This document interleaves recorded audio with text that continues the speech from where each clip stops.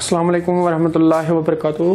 Class 12th Geography, chapter number 4, Human Settlements. As we know, we have already discussed several topics of this chapter, Human Settlements, in the previous video lectures.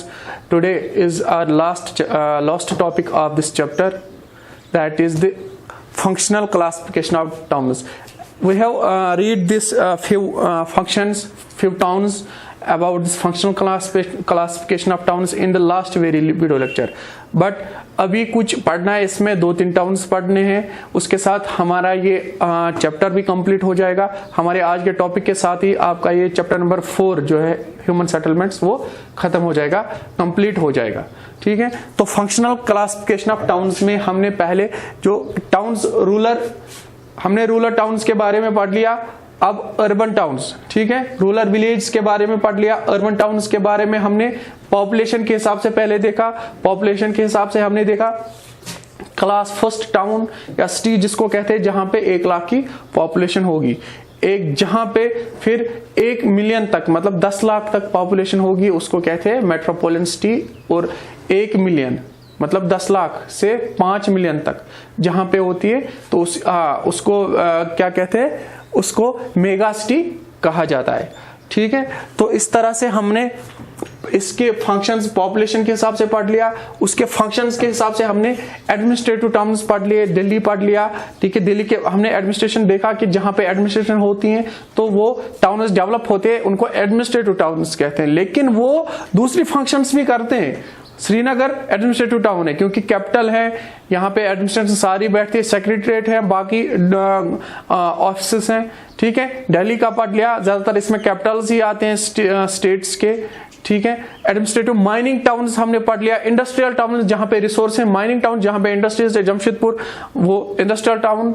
ठीक है, तो no doubt ये towns in नाम पे क्या है, ये particularly significance है इनकी, लेकिन ये अदर फंक्शंस भी करते हैं, अदर फंक्शंस भी होते हैं। कहीं पे माइनिंग टाउन है तो वहां पे माइनिंग ही नहीं होते, वहां पे बाकी काम भी होते हैं ना। लेकिन माइनिंग टाउन से क्या आएगा हमें, वो माइनिंग टाउन को लेकर डेवलप हुआ है। ठीक है, इन्हीं एक्टिविटीज को लेकर वहां पे एक टाउन बनाए और डेवलप हुआ है। अब बाकी एक्टिविटीज भी होती है, लेकिन प्राइमरी एक्टिविटी वहां पे यही होती है। प्राइमरी एक्टिविटी, इसी एक्टिविटी के जरिए उसको जाना जाता है। तो इसमें हमने बाकी चीजें एडमिनिस्ट्रेटिव पढ़ लिया, बाकी रिलीजियस टाउन्स पढ़ लिया जो थे। अभी कुछ टाउन्स रह गए थे लास्ट वाले टॉपिक में, वो आज हम देखते हैं। उसमें सबसे पहले हम देखेंगे एजुकेशनल टाउन्स।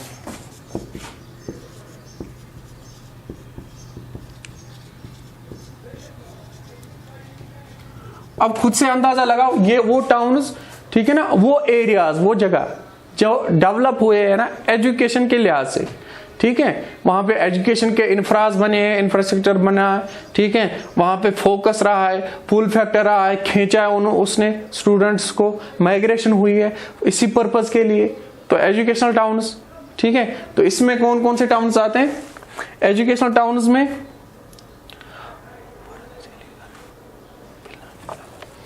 रोरकी आ रहा है, वाराणसी, अलीगढ़। अब अलीगढ़ से खुद से अंदाजा लगाओ, एएमयू अलीगढ़ मुस्लिम यूनिवर्सिटी, सर सैयद अहमद खान ने जिसकी फाउंडेशन डाली थी। ठीक है, तो जो आज के जो बंदे यहां से जाते हैं ना एएमयू पढ़ने, अलीगढ़ मुस्लिम यूनिवर्सिटी, उससे पहले 100 साल पहले, ठीक है ना, यहां से लोग गए किस लिए जाते थे? आज माइग्रेशन भी होते, कुछ और भी काम होता है, लेकिन उस टाइम पे लोग इसीलिए जाते थे एजुकेशन के लिए। तो ये टाउन डेवलप हुआ था। शेख अब्दुल्ला, उसने एमएससी करा था वहां से।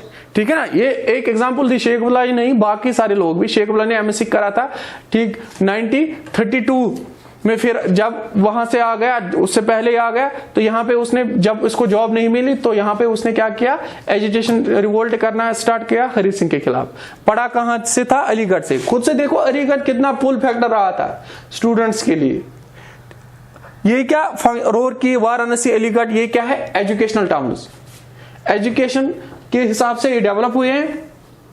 ठीक है, इलाहाबाद भी इसमें आता है, इलाहाबाद एक्स्ट्रा। ठीक है, तो ये एजुकेशनल टाउन, एजुकेशन लिहाज से ये डेवलप हुए टाउन्स, ठीक है, तो एजुकेशनल टाउन कहलाते हैं। अब इसके बाद रिलीजियस, एक और religious and cultural towns.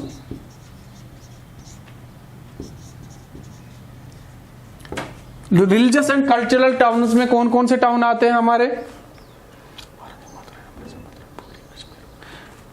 Varanasi,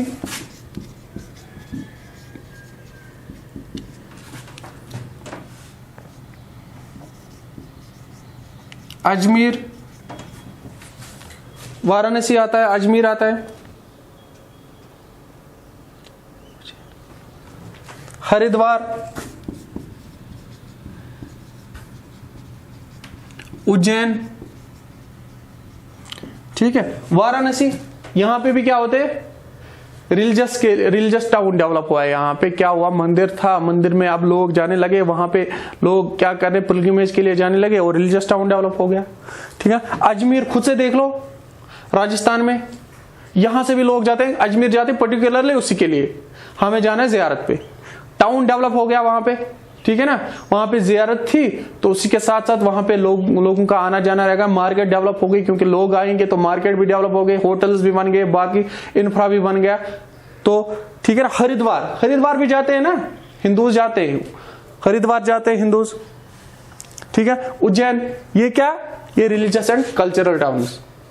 no doubt वहां पे और भी फंक्शंस अब होते हैं, लेकिन डेवलप हुए हैं इसके ज्यादातर प्राइमरी एक्टिविटी ये चीजें होती हैं वहां पे।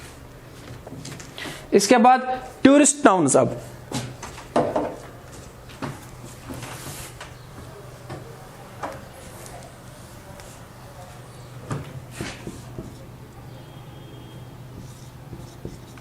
टूरिस्ट टाउन्स,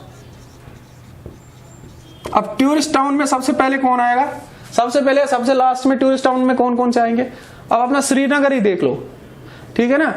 अब ये रिलीजियस टाउन में हमने देख लिया, अमरनाथ यात्रा, आप कटरा देख सकते हो, माता वैष्णो देवी का वहां पे मंदिर है, ये देख सकते हो आप, अमरनाथ यात्रा, ठीक है ना।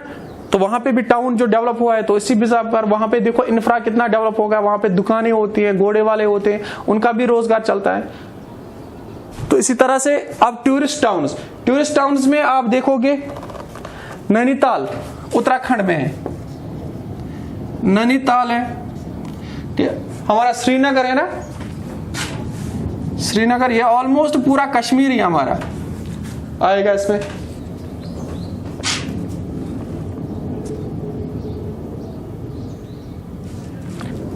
जैसलमेर राजस्थान में, और भी बहुत सारी जगह, ठीक है। तो ये टूरिस्ट टाउन के तौर पर उभरे हैं, यहाँ पे टूरिज्म एक्टिविटीज ज्यादा होती हैं, इन्होंने खींचा है, तो वहां पे फिर इंफ्रा डेवलप हुआ, बाकी चीजें भी होती है, no doubt.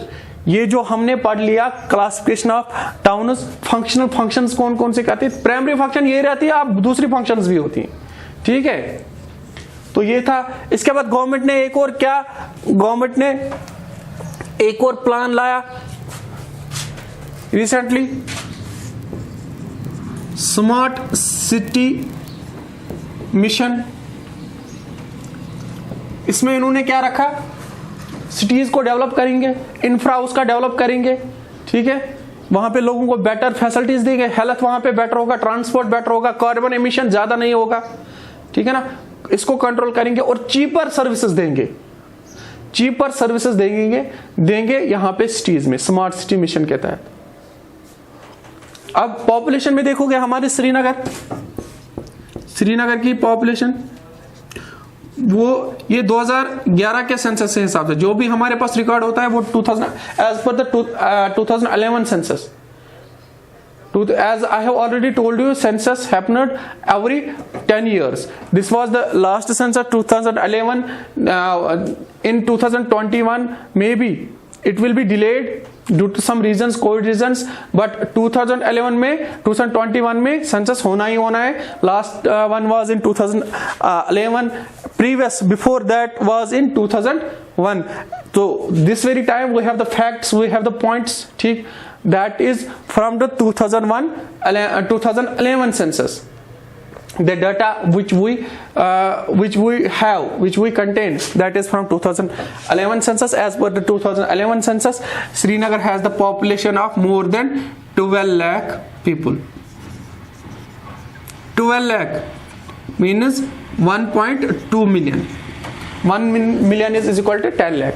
Srinagar, as per the 2011 census, Srinagar city has the population of 12 lakh. That means this is metropolitan city. I have already told you that city which has more than 1 million population is called a metropolitan city.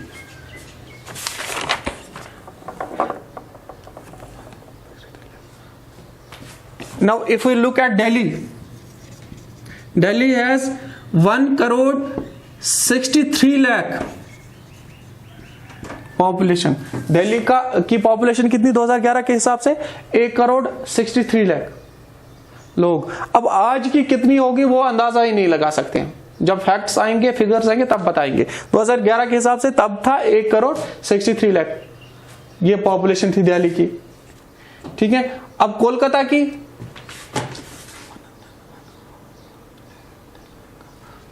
अब कोलकाता की भी देख लो.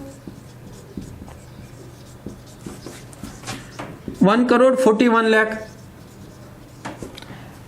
कोलकाता की. और इन सब में सबसे ज्यादा हमने कल भी पढ़ लिया, ठीक है ना, बोलता आ रहा हूं इस सब में आपको, इस सब पूरे चैप्टर में ग्रेटर मुंबई सबसे ज्यादा माइग्रेशन होती है यहां पे, ग्रेटर मुंबई. तो यहां की population 1,84 lakh. This data is as per 2011 census. So this was our the chapter number 4 of your book number 2, human settlement. Today we have completed this chapter. Hope you have understood this well. Thank you.